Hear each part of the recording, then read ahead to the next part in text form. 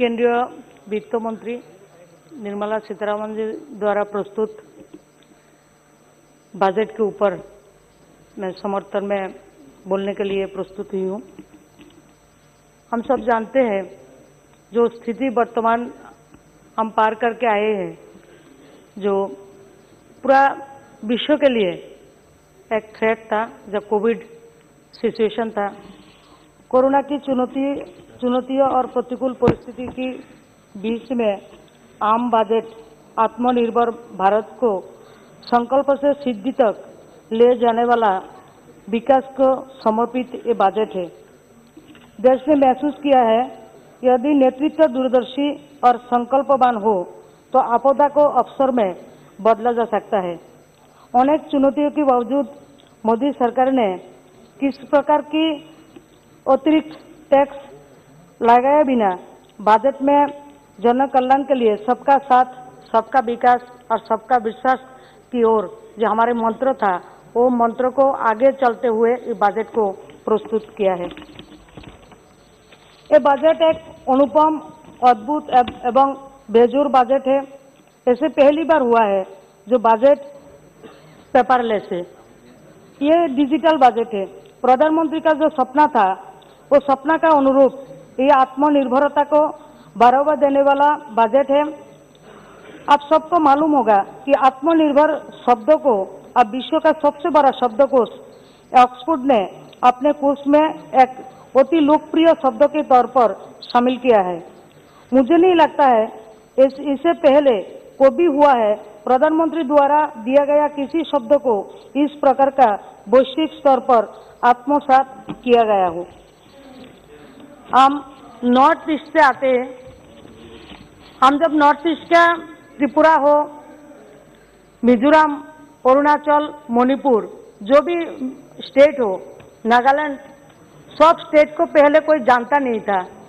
एकमात्र गुवाहाटी को यहाँ का लोग जानते थे, क्योंकि पिछले जो सरकार था, गुवाहाटी के अलावा किसी जगह में, गुवाहाटी के असम का करीमगंज, सिलचर, लोअर असम का भी डेवलपमेंट दूसरा जो सरकार दिल्ली में हुआ करते थे, उन लोगों ने उस तरफ ध्यान नहीं दिया था। लेकिन 2014 से अभी तक मोदी जी ने नॉर्थ ईस्ट भारत को शेष भारत के साथ जोड़ के डेवलपमेंट के साथ नया इंजन के तौर पे कैसे नॉर्थ ईस्ट आगे चल सकता है, इसी तौर पे काम कर रहे हैं। तो इसी साथ हम लोग देख रहे हैं जो कोविड के चलते जो स्वास्थ्य व्यवस्था का लड़खड़ा गए थे, उसको हमारी कंट्री ने कैसे आगे लेके जा रहा है। उसके तहत 137% हेल्थ की जो बजट है उसमें वृद्धि किया गया है। हम लोग कभी नॉर्थ ईस्ट वासी को भी सपनों में भी नहीं सोचा था जो असम में, गुवाहाटी में एम्स बन सकते हैं। हम कभी भी सपनों में भी नहीं देखा था पहले जो त्रिपुरा में भी 3 मेडिकल कॉलेज हो सकते हैं। इसी मोदी जी के कारण से मेडिकल कॉलेज हमारी धलाई एस्पिरेशनल जो डिस्ट्रिक्ट है उसमें अभी मेडिकल कॉलेज स्थापना के लिए मोदी जी ने उसका दिया है। अभी कनेक्टिविटी सबसे नॉर्थ ईस्ट के लिए सबसे ज्यादा महत्वपूर्ण है डेवलपमेंट के लिए। इस साल जो रेलवे के बजट दिया गया है उसमें हमारी नॉर्थ ईस्ट के लिए 8,060 करोड़ रुपया का राशि आवंटित किया गया है, जिसमें 3,470 करोड़ रुपया सुरक्षा और क्षमता का वृद्धि के लिए और 166 करोड़ रुपया हमारी सुविधा, यात्रियों का सुविधा के लिए दिया गया है। जिसमें हमारी स्टेट त्रिपुरा में बांग्लादेश के साथ भारतीय रेल को जोड़ने, नेटवर्किंग को जोड़ने के लिए अगरतला अखाउड़ा जो रूट है उसको आगे ले जाने के लिए 300 करोड़ रुपया का आवंटित किया गया है।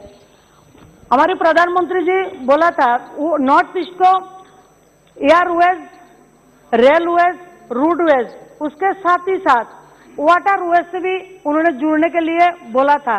और इस वाटरवेज के जुड़ने के लिए बांग्लादेश का मंगला बंदर जो चट्टग्राम बंदर है, वहां से हमारी सुनामुरा तक जो पोर्ट है उसका निर्माण के लिए इस बजट में राशि को आवंटित किया गया। उसके अलावा करीमगंज से बांग्लादेश की जो रूट है, जल मार्ग है, उसको भी प्रशस्त करने के लिए काम कर रहे हैं। हम लोगों ने पहले गुजरात में सीप्लेन देखा था। नॉर्थ ईस्ट वासियों को कांग्रेस का जो राज चला था तब सपना देखना भी वो पाप था हम लोगों के लिए। लेकिन हम लोग नॉर्थ ईस्ट वासी गर्व से बोल सकते हैं सीप्लेन ब्रह्मपुत्र नॉर्थ में भी हम अगले 1 सालों के भीतर हम उसको देख सकते हैं। इसलिए हम लोग बोलते हैं मोदी है तो मुमकिन है। इस बजट में 107 एकलव्य विद्यालय का प्रावधान रखा गया।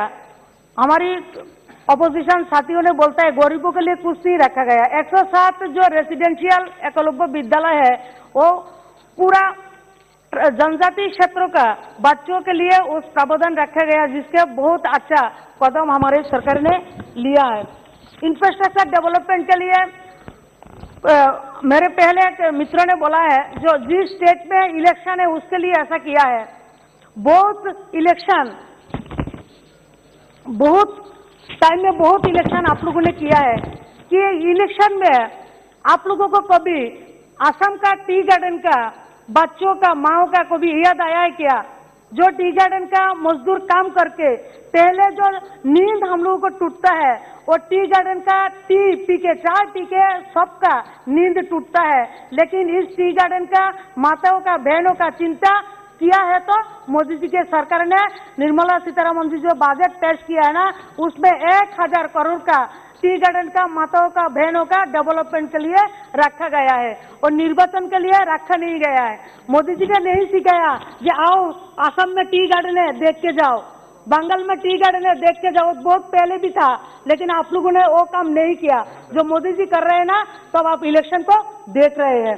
अभी मैं इस बजट में त्रिपुरा में भी टी गार्डन है तो मैं प्रार्थना करती हूँ कि त्रिपुरा का टी गार्डन का जो श्रमिक है उसमें 15,000 के ऊपर श्रमिक है जिसमें ज्यादातर महिला है, उसको भी जुड़ने के लिए मैं अनुरोध करती हूँ। और मैडम थोड़ा टाइम दीजिए, नॉर्थ ईस्ट से और ज्यादा बोलने वाला नहीं है जी।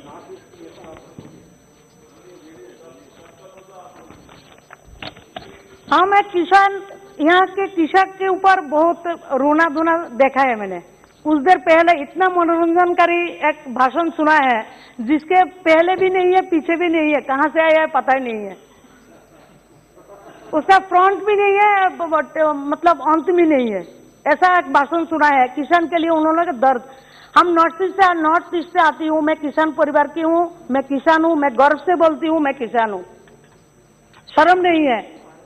अभी मोदी जी ने वो क्षमता हम लोगों के अंदर भरा है जो किसान होना गरीब होना कोई गलत बात नहीं है।